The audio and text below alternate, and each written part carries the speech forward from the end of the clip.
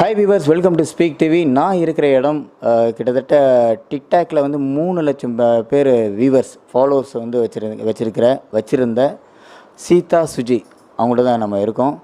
அவங்க வீட்டில் தான் நான் இருக்கேன். வாங்க அவங்கள்ட்ட பேசுவோம். ஹாய் சீதா சுஜி, சொல்லுங்கள். இன்ஸ்டாகிராமில் நிறைய வீவர்ஸ் ஃபாலோவர்ஸ் வந்து இப்போ வரைக்கும் நிறைய வீவர்ஸ் வந்து வச்சுருக்கீங்க. நிறைய ரசிகர்கள் பட்டாளமே இருக்குது. அதுக்கு முன்னாடி வந்து டிக்டாக்குங்கிற ஒரு விஷயம், ஒரு செயலி வந்து பேன் பண்ணாங்க மத்திய அரசு. எப்படி பார்க்குறீங்க? நிறைய வீடியோஸ் போட்டிருப்பீங்க. ஆனால் நீ பேன் பண்ணுற பிறகு உங்களுடைய திறமையெல்லாம் அதில் வந்து நிறைய பதிவு பண்ணிங்க. அது எல்லாமே பேன் ஆகிடுது. அது எப்படி பார்க்குறீங்க சொல்லுங்கள். டிக்டாக் பேன் ஆனதை பற்றி எப்படி பார்க்குறீங்க? பேன் ஆகிட்டு இப்போ வந்து இன்ஸ்டாகிராம் போயிட்டுருக்கு, அது வேறு. சொல்லுங்கள். பேன் ஆனது வந்து என்னால் அதை ஏற்றுக்க முடியல. ஃபர்ஸ்ட் ஆஃப் ஆல் அது ஏன் பண்ணாங்கன்ற ஒரு கேள்வி எனக்கு இப்போ வரைக்கும் இருக்குது. ஏன்னா எங்களை மாதிரி ஆட்களுக்கு வந்து அதுதான் பிளாட்ஃபார்ம். எங்களால் வேறு எங்கேயும் போயிட்டு சான்ஸுக்காக நின்னாலும் எங்களுக்கெலாம் எப்படி இருந்தாலும் கிடைக்காது. ஏன்னா நான் வந்து நினைக்கிறேன், இந்த மாதிரி ட்ரெடிஷ்னல் ஸ்டைல்லையே தான் இருக்கணும், இந்த மாதிரி ஸ்டைல்லே வந்து வாய்ப்பு கிடைக்காதான்ற அந்த இதில் நான் இருக்கேன். ஆனால் அந்த மாதிரி எதுவும் வாய்ப்பு இந்த இதில் வந்து கிடைக்க போகிறது இல்லை. வாய்ப்பு இல்லைன்னு எப்படி சொல்கிறீங்க? வாய்ப்பு கிடைக்கலன்னு எதை வச்சு சொல்கிறீங்க? வாய்ப்பு கிடைக்கலன்னா, ஏன்னா அவங்களாம் வந்து கேட்குறது வேறு ஏதாச்சும் ஸ்டைல் இருக்க வேண்டியதானே, அந்த மாதிரி கேட்குறாங்க. இப்போ எனக்கு வந்து இதுதான் கம்ஃபர்ட் ஜோன், எனக்கு இதுதான் கம்ஃபர்டபுளாக இருக்குது. இந்த மாதிரி சுடி சாரீ வேர் பண்ணுறது, மிச்சம் இதெல்லாம் எனக்கு வந்து கம்ஃபர்டபுளாக இல்லை. ஸோ அதனால அவங்களும் நோன்றாங்க, அவ்வளோதான். சினிமா வாய்ப்பை சொல்கிறீங்களா? ஆமாம். வேறு ஏதாவது முயற்சி பண்ணிங்களா? முயற்சி பண்ணேன். விஜய் டிவிலையும் பண்ணேன், ஜி தமிழ்லையும் பண்ணேன், கலர்ஸ்லேயும் பண்ணேன். 3ம் பண்ணியும் அவங்க 3க்கு சொல்கிறது, நீங்கள் எப்பயுமே வந்து ரொம்ப அப்படியே பழைய காலத்தில் இருக்கிற மாதிரியே இருக்கீங்க, கொஞ்சம் ட்ரெண்டுக்கு வாங்கன்றாங்க. நான் என்ன சொல்கிறேன், இதுதான் என் ஸ்டைலு, இதுதான் என்னை எனக்கு வந்து இதுதான் பிடிச்சிருக்கு, என்ன மாதிரி தானே நான் இருக்க முடியும், என்னை எப்படி நான் மாற்றிக்க முடியும் ஒரு விஷயத்துக்காக. அதனால எனக்கு கிடைக்கல. டிக்டாக்ல வந்து நிறைய புகழ்மிக்க நிறைய வீடியோஸ்லாம் போட்டிங்க. பெற்றோரை அவங்களோட சப்போர்ட், அம்மாவோடைய சப்போர்ட் நிறைய இருக்குது. ஏன்னா இன்றைக்கி வந்து டிக்டாக்னாலுமே நிறைய ஆபாசம் நிறைந்தது, இப்படிலாம் வந்து ஒரு பார்வை இருக்குது மற்றவங்க மக்கள் மத்தியில். அது எப்படி பார்க்குறீங்க? சமூக வலைதளத்தில் இன்றைக்கி வரைக்கும் அப்படி தான் இருக்குது. இன்றைக்கி நிறைய வீடியோஸ் பார்க்க முடியுது.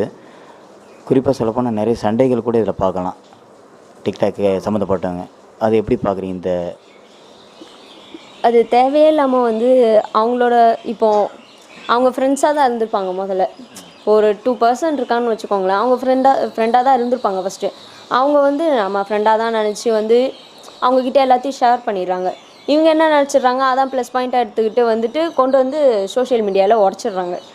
ஸோ அப்படி தான் ஆரம்பிக்குது. ஒருத்தவங்க அவங்கள பற்றி நம்பி ஒரு விஷயத்த சொல்கிறாங்கன்னா, அவங்க நம்புறதுனால தானே சொல்கிறாங்க. இதை இவங்க யார்கிட்டையும் சொல்ல மாட்டாங்க அப்படின்ற ஒரு இதனால தானே சொல்கிறாங்க. அது அந்த நம்பிக்கையை உடைக்கிற மாதிரி இருக்குது.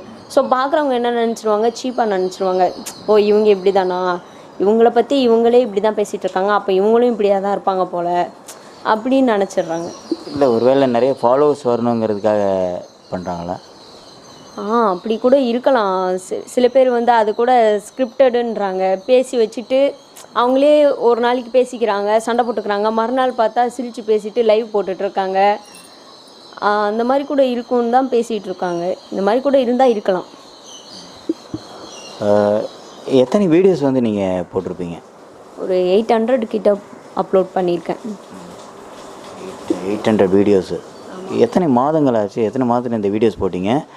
இதில் குறிப்பாக பாடல்களா அல்லது வந்து வசனங்களா, நிறைய எது போட்டிருப்பீங்க?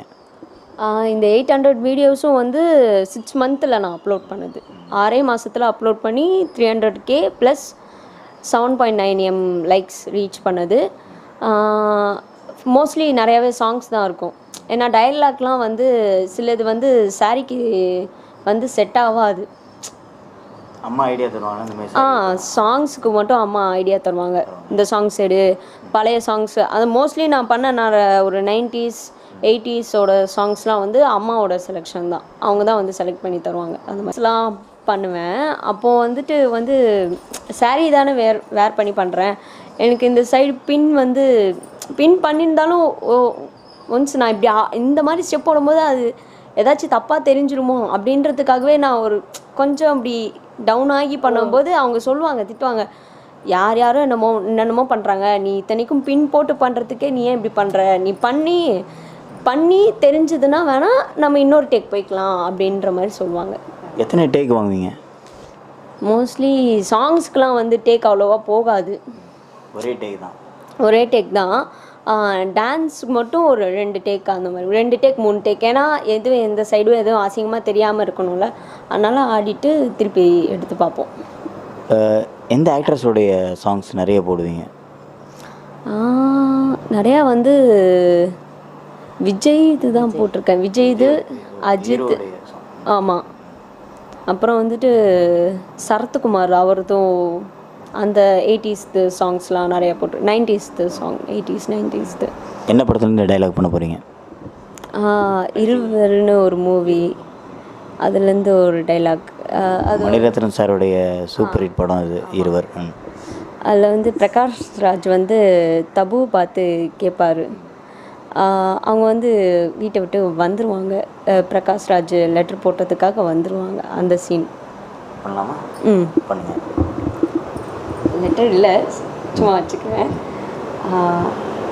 உங்கள் 4 வரி கவிதைனால் வர சொல்லி கடிதம் போட்டிங்க, நானும் வந்துட்டேன், ஆனால் இங்கே நான் யார்?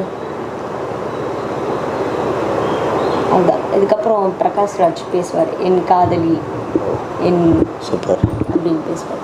ஸோ அந்த ஒவ்வொரு படத்துக்கு ஏற்ற மாதிரி என்ன 800 வீடியோஸ் ரெடினா அதுக்கேற்ற மாதிரி மாறிடுவீங்க என்ன, அப்படி தானே?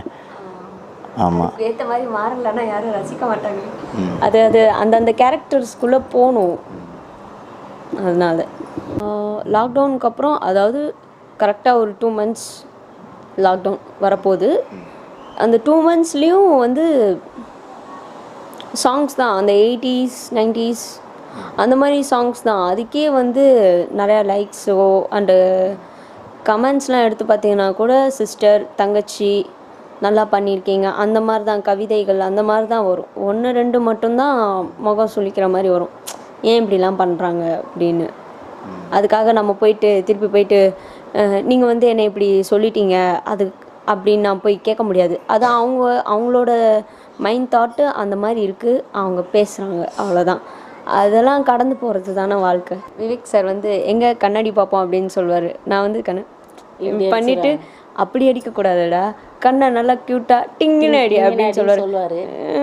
இப்படி பண்ணிவிட்டு அப்படி சிரிப்பேன், அவ்வளோதான். நான் அது டிக்டாக் ஓப்பன் பண்ணி ஒரு 20-25 டேஸோ, அதாவது 1 month கிட்ட ஆக போகுது. அப்போ தான் அது அந்த டைலாக் ஒன்று பண்ணி போட்டேன், அது ரீச் கொடுத்துச்சு எனக்கு.